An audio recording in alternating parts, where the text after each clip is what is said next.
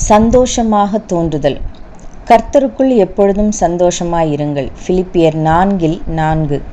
எல்லாவற்றையும் எல்லாவற்றாலும் நிரப்புகிறவராகிய இயேசு கிறிஸ்துவை நாம் நமக்குள் பெற்று கொண்டதுண்டானால் நம்முடைய வாழ்வின் எல்லா சூழ்நிலைகளிலும் அவர் நமக்கு போதுமானவராக இருப்பதை காண முடியும்.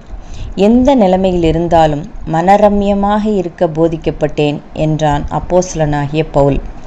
அதாவது, நாம் இயேசு கிறிஸ்துவை நல்ல மேய்ப்பராக நம்முடைய வாழ்க்கையில் பெற்றுக்கொண்டவர்களாயின் நாம் வாழ நேரிடும் ஒவ்வொரு விதமான சூழ்நிலையிலும் அவர் நம்முடைய எல்லா தேவைகளையும் சந்திக்க கிருபை தருவார்.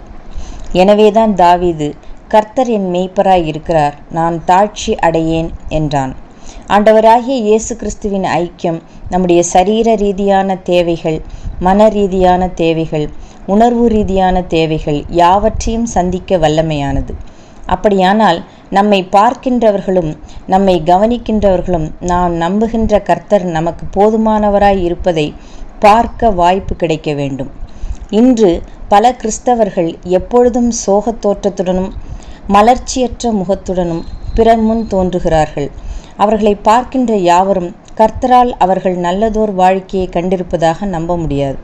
கிறிஸ்தவ விசுவாசம் அவர்களுக்கு சந்தோஷத்தையோ சமாதானத்தையோ நிம்மதியோ தந்திருப்பதாக அவர்கள் அறிய முடியாது.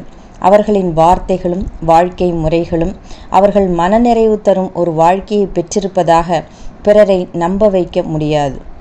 ஒரு சராசரி கிறிஸ்தவன் தன்னிடம் சந்தோஷம் இருப்பதையும் சமாதானம் இருப்பதையும் நம்பிக்கை இருப்பதையும் திருப்தியாய் இருப்பதையும் பிறர் காண செய்ய வேண்டும். அவை உள்ளே இருந்தால்தான் வெளியே பிரதிபலிக்க முடியும். நாம் நிறைய பணத்தோடும் வலிமையான சூழ்நிலைகளோடும் பிரச்சனையற்றவர்களாயும் சுக ஜீவிகளாயும் இருப்பதால் அல்ல, நாம் எந்த விதமான நிலைமையில் இருந்தாலும் கிறிஸ்துவின் ஐக்கியம் நம்மோடு இருந்தால் நம்மிடம் பிறர் முகமலர்ச்சியையும் நம்பிக்கை உணர்வையும் காண முடியும். சிந்தனைக்கு: கர்த்தரோடு வாழ்கிறவன் பாலைவனத்தில் வாழ்ந்தாலும் செழிப்பாகவே இருப்பான். ஆமென்.